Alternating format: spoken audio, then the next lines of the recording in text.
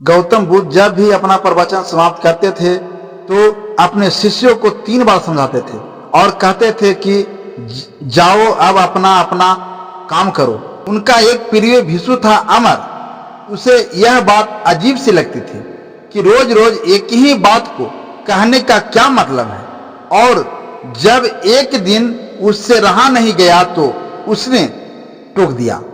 बुद्ध धीरे से मुस्कुराए और बोले, अमर, तुम्हारा कहना अपनी जगह पर सही है कि भिक्षु को रोज रोज क्या समझाना कि जाओ अब अपना अपना काम करो, पर शायद तुमने यह ध्यान नहीं दिया कि धर्म सभा में सिर्फ भिक्षु ही नहीं बल्कि आसपास की बस्तियों के बहुत से लोग भी आते हैं। उनमें से बहुत से लोग ऐसे होते हैं जो पहली बार आए हैं, तो उनके लिए मैं यह बात 3 बार दोहराता हूं। पर यह स्पष्टी भी अमर के पल्ले नहीं पड़ा।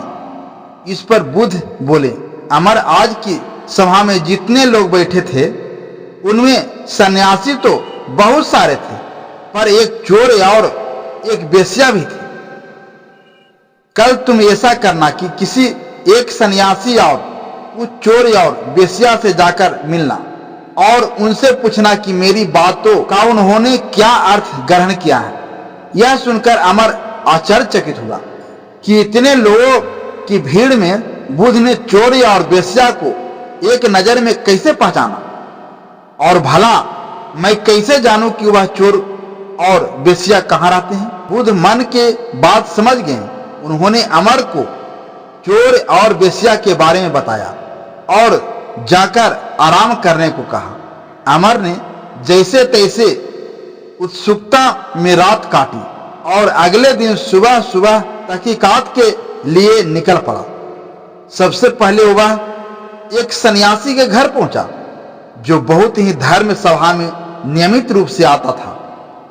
अमर ने उससे पूछा, रात्रि सभा में बुद्ध ने जो आखिरी वचन कहे कि अब जाकर अपना अपना काम करो, आपने उससे क्या सीखा।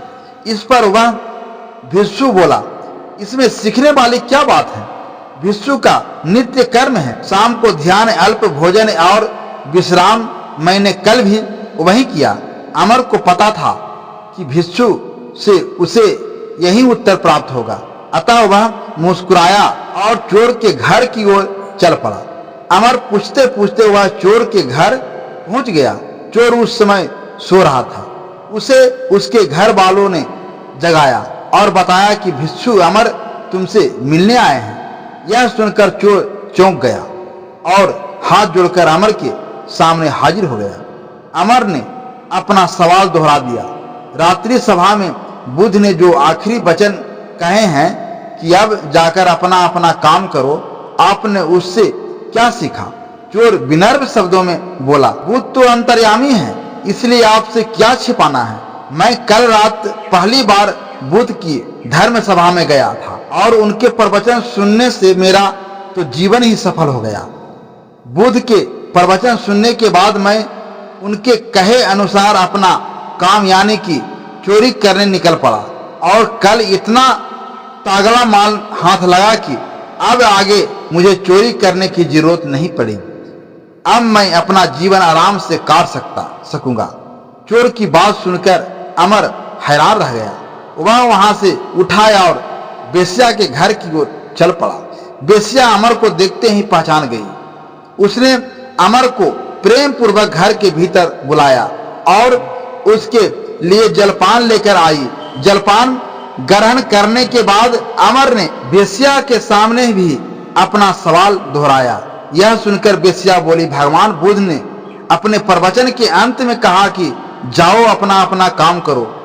सो प्रवचन के बाद मैं अपने घर आई और अपनी नाच गाने की महफिल सजाई, लेकिन बुद्ध के आशीर्वाद से कल के जैसी महफिल तो कभी नहीं सजी।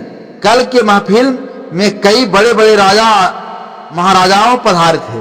उन लोगों ने प्रसन्न होकर इतना धन मुझे दिया कि अब मुझे धन के लिए यह कर्म करने की आवश्यकता ही नहीं पड़ेगी।